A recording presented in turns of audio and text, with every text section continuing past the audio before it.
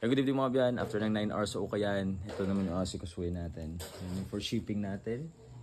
Ito yung mga na-mine sa atin sa live sailing last 2 days ago. Tapos kanina nag-live tayo. May lean hours sa Ukayan kanina, so dumiskarte tayo. Nag-live tayo ng mga 30 minutes. So nakabenta pa tayo. Salamat sa mga nag-mine kanina. Quarter to 10 na ngayon. After nito, magbubook pa ako. 1 AM siguro tayo matatapos.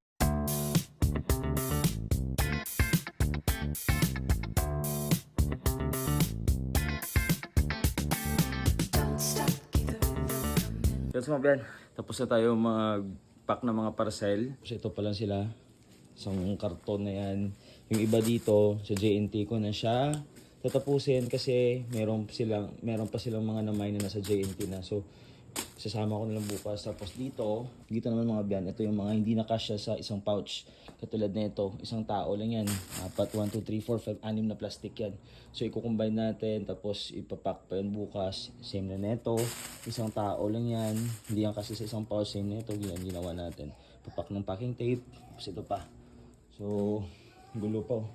Ayusin ko muna to, tapos magbubook na naman. Bago ko tapusin yung video na to mga biyan, magpapasalamat po ako sa 120,000 na followers natin. 120,000 na reason kung bakit kailangan natin mag-grind araw-araw.